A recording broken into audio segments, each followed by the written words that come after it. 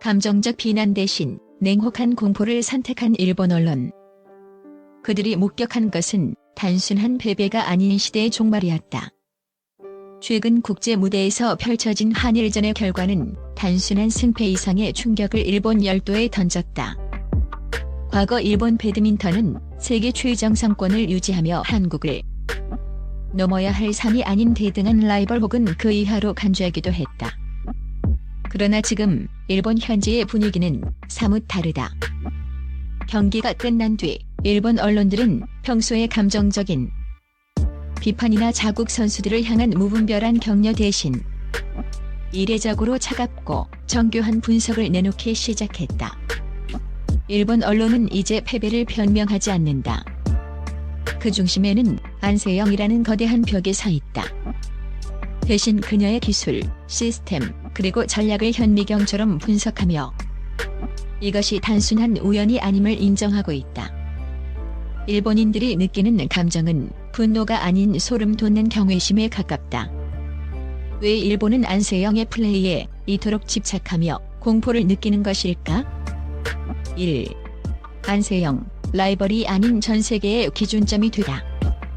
일본 언론이 가장 먼저 인정한 사실은 안세영이 더 이상 일본 선수의 라이벌이 아니라는 점이다. 일본의 스포츠 전문 매체들은 안세영을 두고 현재 여자 단식의 등급을 결정하는 좌표이자 측정기라는 극찬을 쏟아냈다. 이는 안세영의 실력이 단순히 상위권에 머무는 것이 아니라 전 세계 모든 선수가 자신의 위치를 확인하기 위해 반드시 거쳐야 하는 절대적 기준이 되었음을 의미한다. 이것은 매우 이례적인 평가다.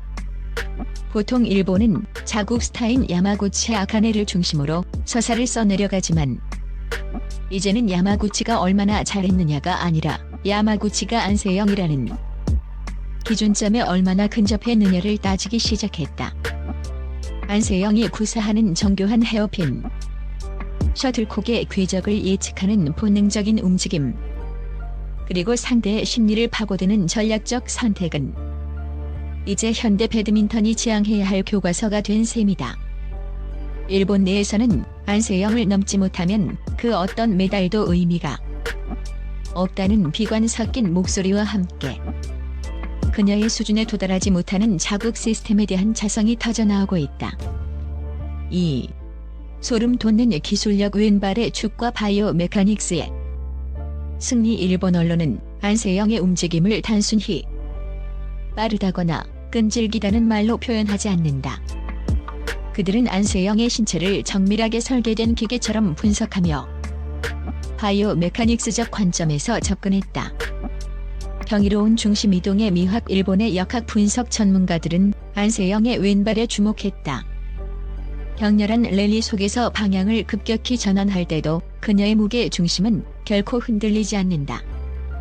특히 왼쪽 다리를 축으로 삼아 신체의 회전력을 제어하는 능력은 가히 독보적이다. 안정된 하체를 기반으로 한 이중심 잡기는 상대의 강력한 스매싱을 무력화시키고 수비 상황에서도 즉각적으로 반격의 각도를 만들어낸다. 에너지 효율의 극치와 체력적 압박.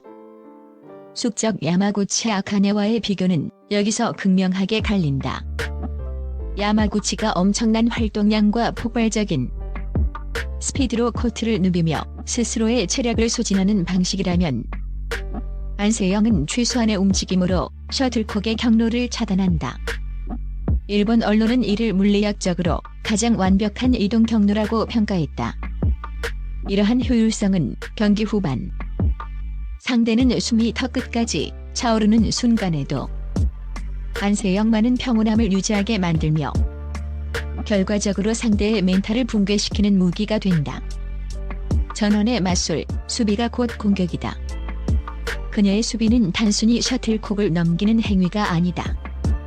다음 공격을 위해 상대를 가장 불편한 위치로 몰아넣는 정밀한 셋업이다.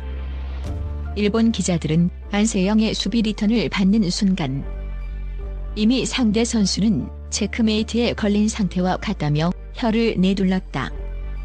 수비에서 공격으로 전환되는 찰나의 순간 그녀의 몸놀림은 군더더기 하나 없이 매끄럽다. 3. 한국 시스템의 역설 균형 잡힌 전략과 예측 불허의 힘. 일본이 진정으로 두려워하는 것은 안세영 개인뿐만이 아니다. 그들은 한국 국가대표팀 전체가 보여주는 시스템적 완성도에 경악하고 있다. 일본 언론은 한국 팀이 특정 선수 한 명에게 의존하는 것이 아니라 단식에서의 끈질긴 체력전과 복식에서의 압도적인 속도전이라는 두 가지 칼날을 동시에 휘두르고 있다고 분석했다. 특히 흥미로운 점은 일본이 한국 내부의 갈등조차도 분석의 대상으로 삼았다는 점이다. 일본 매체들은 선수와 협회 간의 불협화음, 부상관리 시스템의 허점 등 내부적으로 악조건이 겹쳤음에도 불구하고 안세영이라는 위대한 선수가 탄생했다는 점이 오히려 더 무섭다고 보도했다. 이는 한국 선수 개개인이 가진 정신력과 잠재력이 조직의 한계를 돌파할 정도로 강력하다는 것을 반증한다. 일본 언론은 완벽하지 않은 시스템 속에서 피어난 완벽한 꽃이라며 한국 배드민턴의 저력을 시기 어린 시선으로 바라보고 있다. 4. 야마구치 아카네의 고백 점수판 뒤에 숨겨진 절망적인 격차. 일본 배드민턴의 자존심이자 안세영의 오랜 경쟁자인 야마구치 아카네는 경기 후 인터뷰에서 충격적인 발언을 남겼다. 점수 차이는 근소했을지 모르지만 코트 위에서 느낀 실질적인 거리감은 그보다 훨씬 컸다. 이 발언은 일본 팬들에게 엄청난 충격을 안겼다. 점수만 보면 아쉬운 패배인 것 같지만 직접 맞붙은 선수는 절대 이길 수 없는 벽을 느꼈다는 자백이기 때문이다.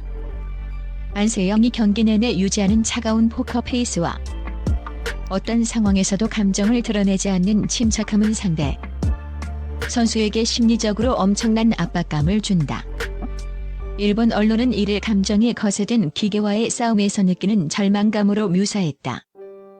현지 팬들은 SNS를 통해 일본 배드민턴 협회는 대체 무엇을 하고 있는가?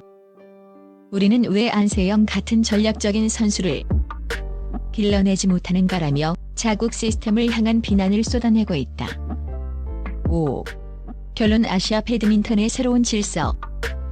골든 제너레이션의 도래. 이제 일본은 더 이상 한국을 운 좋게 이긴 팀이나 일시적인 강자로 보지 않는다. 그들은 이번 패배를 통해 아시아 배드민턴의 권력 지도가 안세영을 중심으로 완전히 재편되었음을 공식적으로 인정했다. 안세영을 필두로 단식과 복식 모두에서 세계를 제패하기 시작한 한국의 황금 세대는 이제 전 세계 배드민턴의 새로운 주인으로 우뚝 섰다. 일본 언론의 차가운 분석은 결국 하나의 결론으로 귀결된다. 우리는 지금 한 시대의 전설이 쓰여지는 것을 목격하고 있다. 안세영의 승리는 단순한 금메달의 가치를 넘어 스포츠가 도달할 수 있는 기술적 정점과 인간 정신의 승리를 보여주었다. 일본의 열띤 분석과 경외심이 섞인 보도는 역설적으로 안세영이라는 존재가 얼마나 위대한지를 가장 객관적으로 증명해주는 가장 강력한 증거가 되고 있다.